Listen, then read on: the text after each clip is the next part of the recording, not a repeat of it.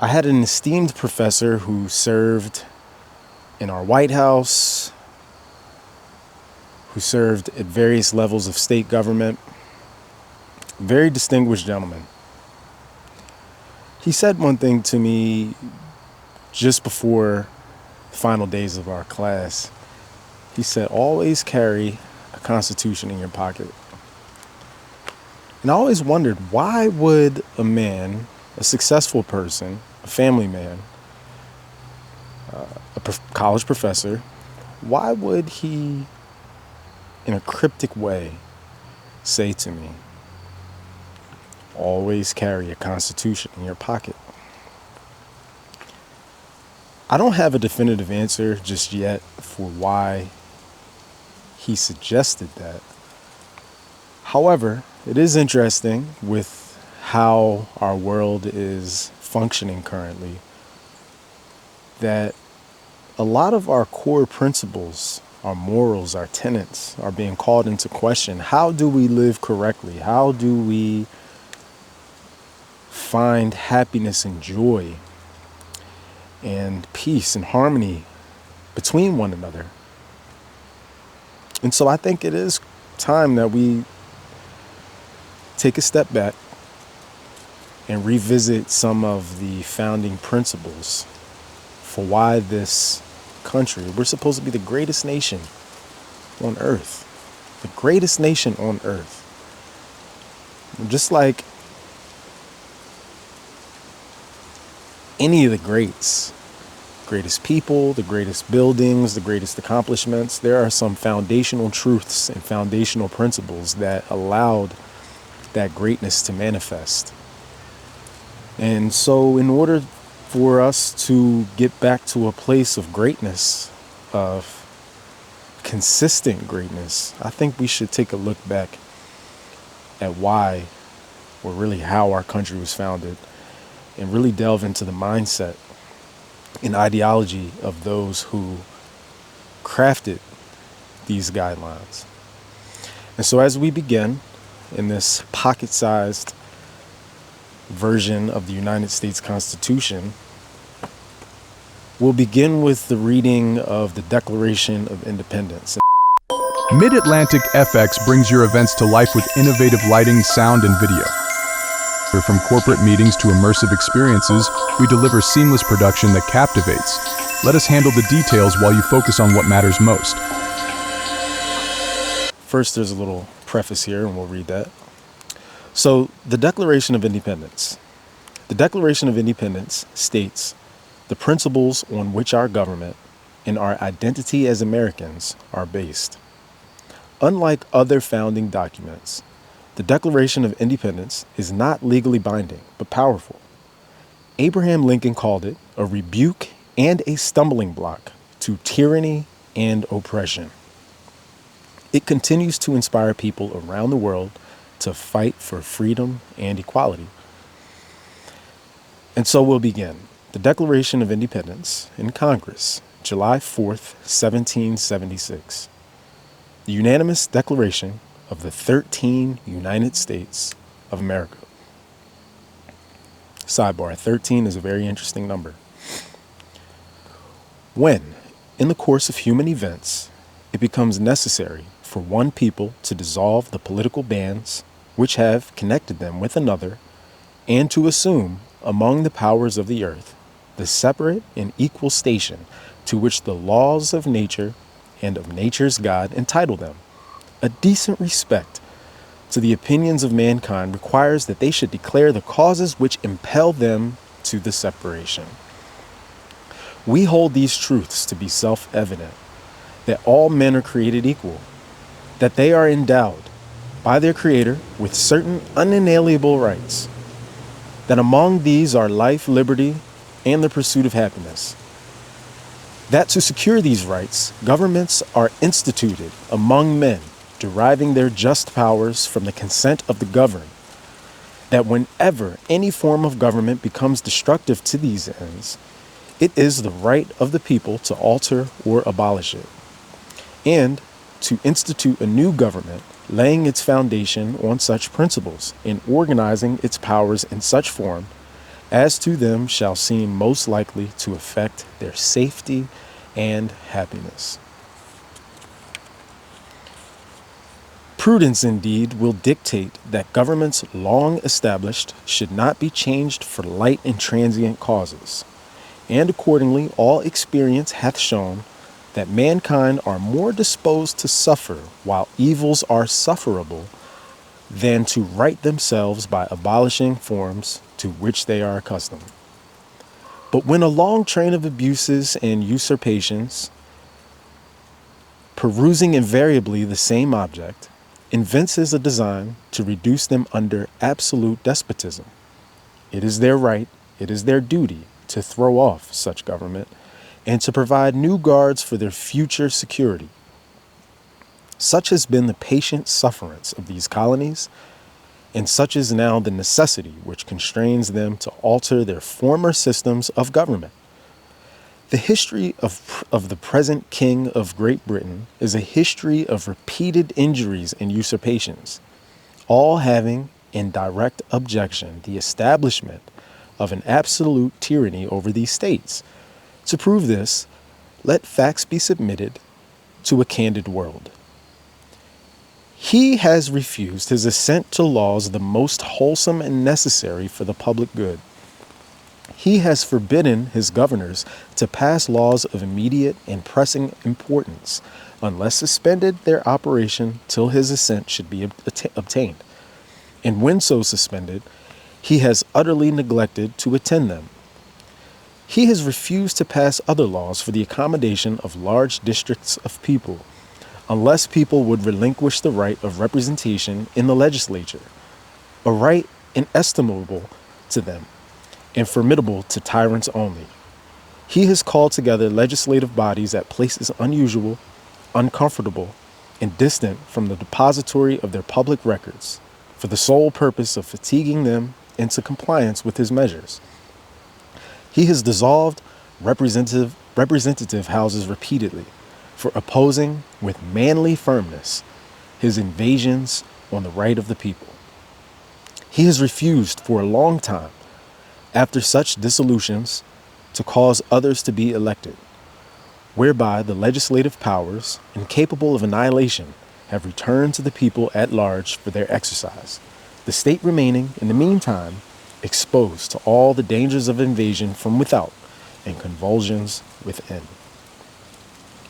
He has endeavored to prevent the population of these states for the purpose of obstructing the laws for naturalization of foreigners, refusing to pass others to encourage their migrations hither, and raising the conditions of new appropriations of lands. He has obstructed the administration of justice by refusing his assent to laws for establishing judiciary powers. He has made judges dependent on his will alone for the tenure of their offices and the amount of payment of their salaries. He has erected a multitude of new offices and sent hither swarms of officers to harass our people and eat out their substance. He has kept among us in times of peace standing armies without the consent of our legislatures. He has effected to render the military independent of and superior to the civil power.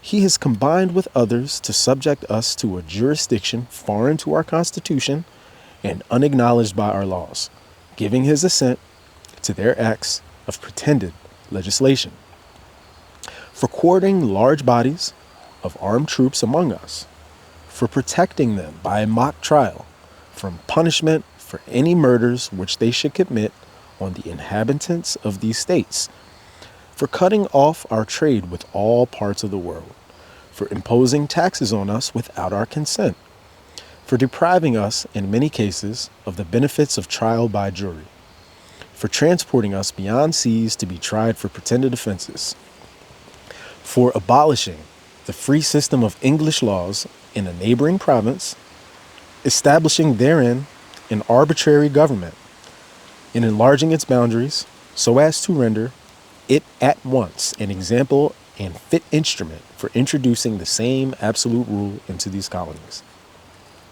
for taking away our charters, abolishing our most valuable laws, and altering fundamentally the forms of our governments, for suspending our own legislatures and declaring themselves invested with power to legislate for us in all cases whatsoever. He has abdicated government here by declaring us out of his protection and waging war against us.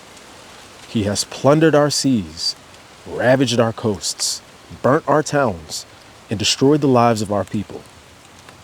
He is at this time transporting large armies of foreign mercenaries to complete the works of death, desolation, and tyranny, already begun with circumstances of cruelty and perfidy, scarcely paralleled in the most barbarous ages, and totally unworthy the head of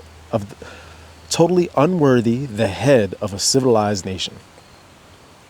He has constrained our fellow citizens, taken captive on the high seas, to bear arms against their country, to become the executioners of their friends and brethren, or to fall themselves by their hands. He has excited domestic insurrections among us and has endeavored to bring on the inhabitants of our frontiers the merciless Indian savages, whose known rule of warfare is an undistinguished destruction of all ages, sexes, and conditions. In every stage of these oppressions, we have petitioned for redress in the most humble terms. Our repeated petitions have been answered only by repeated injury. A prince whose character is thus marked by every act which may define a tyrant is unfit to be the ruler of a free people. Nor have we been wanting in attentions to our British brethren. We have warned them from time to time of attempts by their legislature to extend an unwarrantable jurisdiction over us. We have reminded them of the circumstances of our immigration and settlement here. We have appealed to their native justice and magnanimity.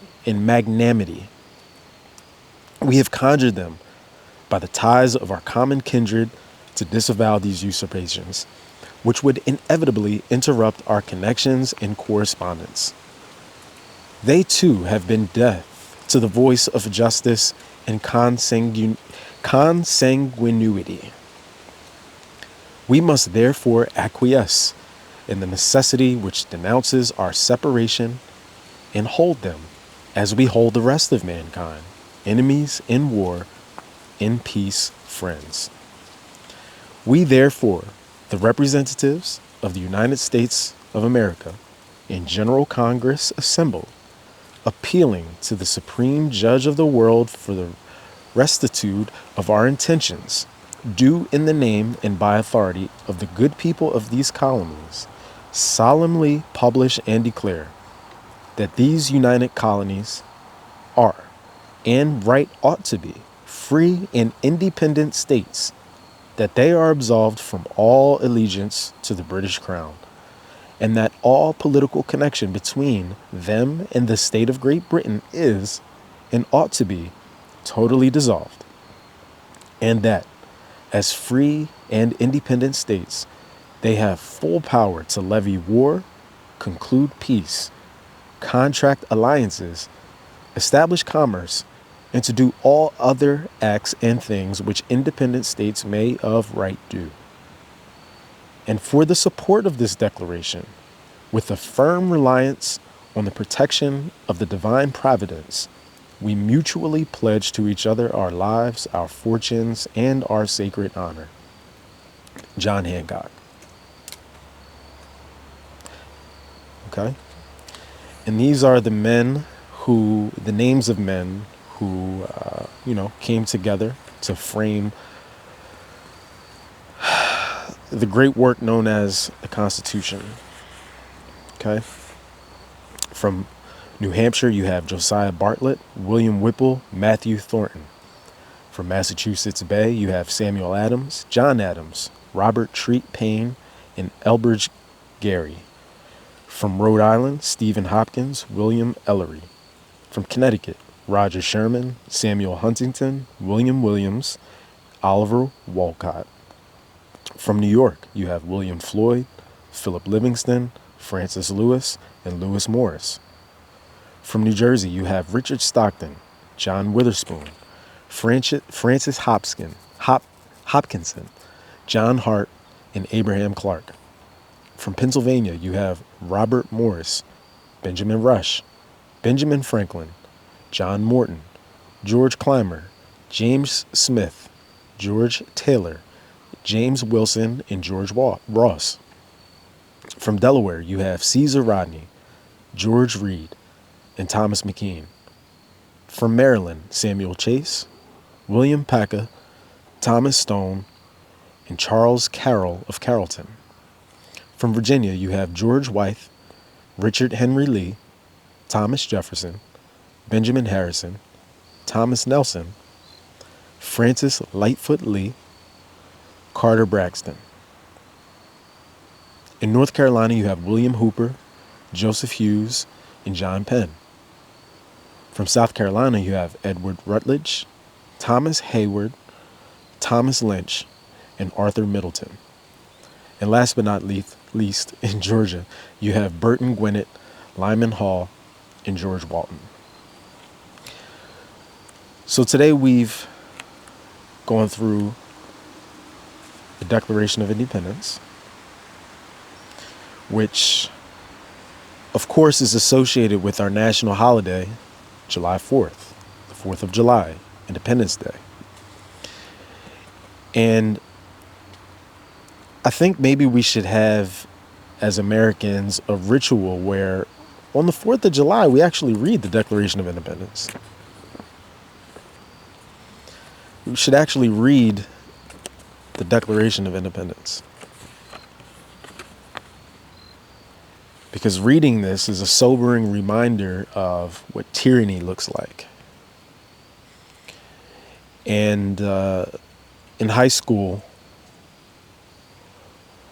I took 2 years of advanced placement history, and my teacher in that class, she said to me, this is another thing that stuck with me that a teacher said to me. She said, history repeats itself. History repeats itself. And for those who do not study history, for those who are unaware of history, they then become the victims of circumstance. So, as Americans, it is our duty to understand the Constitution and the laws that are contained within, in the Bill of Rights, the amendments. And so I'm going to go through the Constitution. I'm going to read this. I'm going to go straight through. I'm not going to edit. I'm not going to stop. If I mess up on a word, I'm just going to keep going. But the intention behind this is to help call to attention, to the forefront of our minds, the responsibility we have to keep the republic that Benjamin Franklin described. Right? So that's all for today. And I appreciate you for hanging with me until the end. Until next time.